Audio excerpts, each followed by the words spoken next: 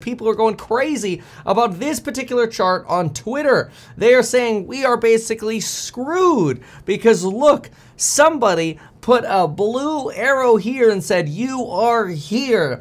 The first wave of inflation is rotating down, and guess what you have ahead of you? Hell, followed by hope, followed by more hell, and the world is coming to an end because there are going to be 3 waves of inflation, and if you think you got hurt over the last year in the stock market, and you're back in because you have hope, well then prepare to get screwed because inflation's absolutely going to ruin this economy. The dollar's going to be worth less than the German mark, and we're going to war with China, and Russia's going to start using nukes, and the world is over.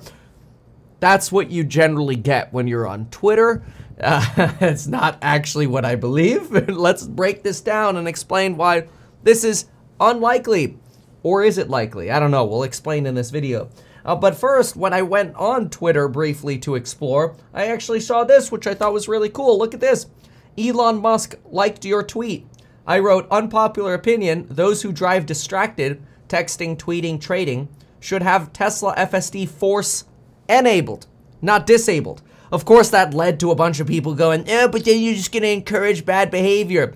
Dude, I honestly don't think there's a single person who texts and drives who's like, I'm texting and driving because because I have FSD and I can just do it safer. It's like people are going to text and drive whether they have FSD or not.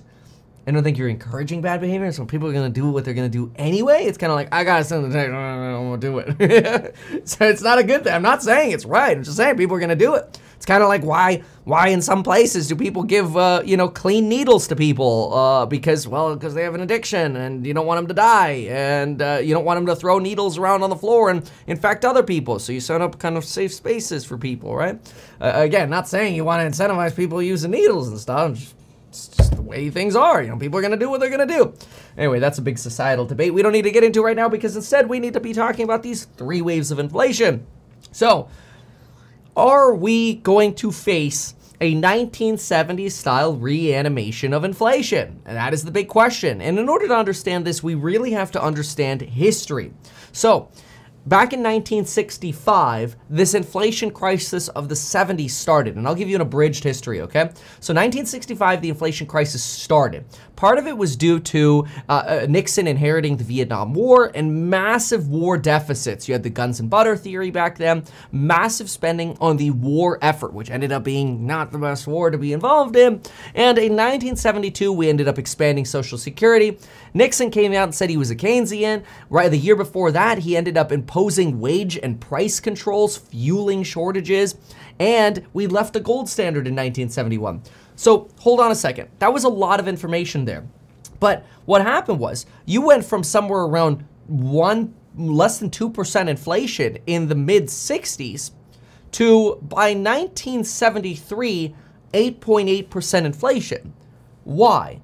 Well, a big reason was the initial imposition of wage and price controls, which is a fancy way of saying we're going to put a ceiling on how much wages can be. So instead of a minimum wage, it was like a max wage to try to prevent a wage price spiral, and limited prices of things like gas during the oil embargo when we basically said, F you OPEC, we don't need you. Prices went through the roof. But because Nixon and other administrations set price controls and prices were limited, what happens?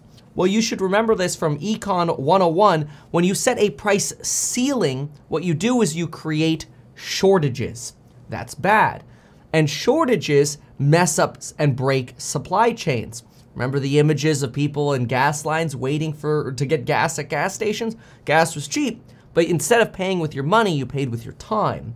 So economically, the impact was actually worse. So you hurt the economy more because now people are paying with their time, not being productive members of society.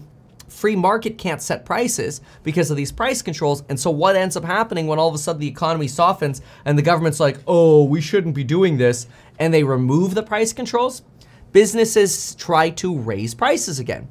So in the early 70s, you had a massive disaster. You literally had more spending via expanded Social Security and a war. You had this removal of wage and price controls now combined with the fact that you left the gold standard. So you destroyed people's belief that government could have any control over inflation. That's really, really bad because it breaks something known as inflation expectations. And inflation expectations would end up proving to be something that the Fed called into credibility questions throughout the rest of the next decade, which is a big problem because if people believe that the Fed has lost control on inflation, and there's basically nothing that can be done to bring those inflation expectations back in, you end up having to force a massive recession to rein in inflation again. That ends up being what happened in the early 80s.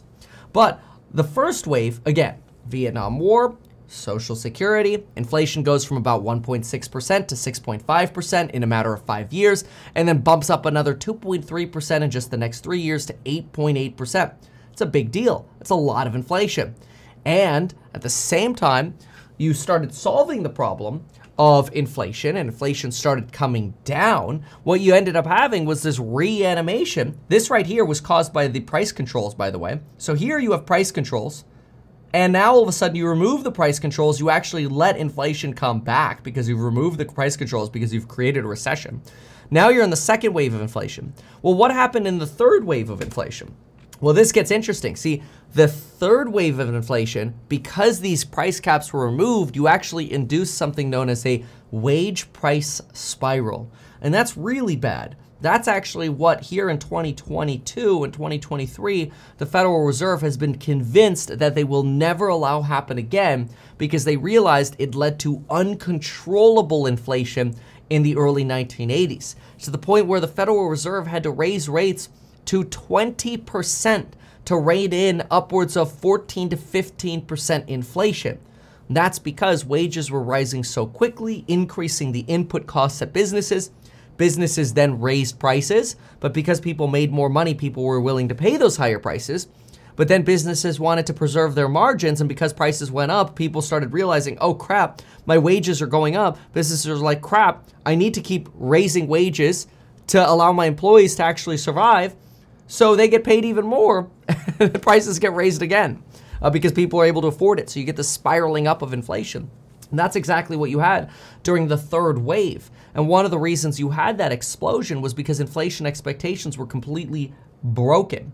So Carter appointed Chairman Volcker in 1979. And Volcker was somebody who actually preferred controlling inflation over low employment. Compared to Aaron Burns, the prior Fed chairperson during the 70s, you actually had a completely different theory. Now, you might think this theory is wild, but the theory in the 70s was, we will tolerate more inflation as long as the economy is growing. That is the total opposite of today. It's actually Volcker who started the theory of, no, we cannot tolerate high inflation at all. We must accept higher unemployment to kill inflation. So you had a complete flip-flop at the Fed, not just in how high rates went, but also in strategy. Burns was also somebody who communicated in a way that made him seem like a Nixon shill, that the price controls were normal. And Volcker was somebody who's like, no, we need to control inflation. And he was very straightforward in his communication with the public. And so Volcker ended up raising rates very clearly, forcing a recession, and made it clear that the Federal Reserve would not tolerate inflation ever, and that the only way to restore credibility was to prove that inflation was a #1 priority.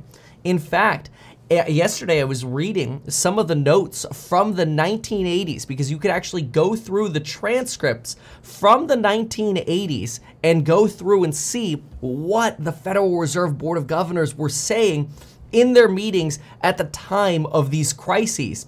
In fact, take a look at this. Here's one of the notes from August 1980 that I was reading. It seems to me, despite our roller coaster ride, we have not dented inflation expectations very much. I think we have a real groundswell for an explosive development on the side of inflation again. In spite of all we've done, we haven't laid to rest the inflation expectations very much. This is literally out of a 90-page document here I was reading yesterday on page 17. You see them talk about the pain of not controlling inflation expectations and trying to figure out, crap, things are about to get worse. This is terrible. This is word for word what's said at the FOMC meetings. It's really fascinating to read. But how does today compare to the 1970s? Because obviously there are some similarities, right? Some of the similarities would be, hey, then we had the Vietnam War, and today we have this crisis in Ukraine. Then we had a supply shock because of OPEC. We had actually 2 oil shocks. We had an oil shock in 73 and 79. We don't actually have an oil shock as bad as we did then. Then oil quadrupled and doubled. Today, oil prices are still 2/3 of what they were in 2008. So if you think there's an oil shock today, it doesn't even compare to the oil shock that we had in the 70s. But we did have a supply shock thanks to the pandemic, right? So you have war and you have a pandemic, and you also have printing money while inflation is up. We expanded the money supply in the 70s, just like we expanded the money supply at the beginning of the 2022 era. While inflation was high, we were still printing money. But what are the differences? And are the differences the key here? And the answer, in my opinion, is absolutely. In the 1970s, we faced a wage price spiral where wages were rising faster than inflation and showed no sign of stopping. We do not have that today. We do not have a wage price spiral. We also have the correct monetary stance, inflation over everything. We have very clear communication that inflation is the #1 enemy and we're willing to suffer unemployment to get inflation down. We have the same stance as Volcker, not like the mistakes of the Burns administration. We also have a very clearly anchored set of inflation expectations today. And we still today face the structural deflation of innovation that we've seen over the last 40 years, and our money supply is shrinking.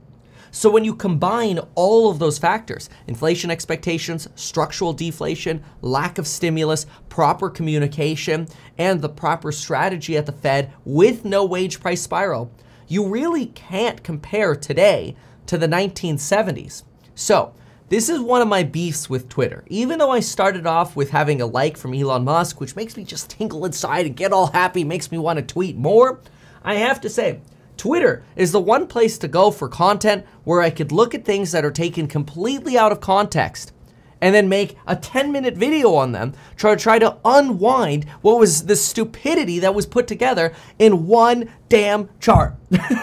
It's a lot of work. This is the kind of stuff I teach in my courses on building your wealth, link down below. This is why I think it's easy for anybody who watches me to actually become a millionaire investing in real estate and learn about the psychology of money through the programs linked down below. But bottom line out of all of this, do I actually think we're going to face 3 waves of inflation again? No, absolutely not. Could I be wrong? Look, yeah, absolutely. Am I 100% going to be right here? No. But I will tell you, I'll be the first to flip-flop and let you know that I was wrong. I don't care about being wrong. I'm willing to be wrong, and I'm willing to share my thesis with you. But I have to say, I get very frustrated when I see stuff like this shared on Twitter, and then I compare it to history, and I'm like, how could you possibly compare then to now without addressing all of the differences? But then again, that's the difference, in my opinion, between the short tweets you get on Twitter and the theory and sort of the longer analysis that you can get on YouTube. And as a result, I hope you subscribe and always come back. Join me either in the videos when I post them or the Meet Kevin report every morning at some point before the market opens. Thank you so much for being here. Going over the course member live stream now, where we're going to do some fundy analysis. So we'll see you soon. Thanks. Bye.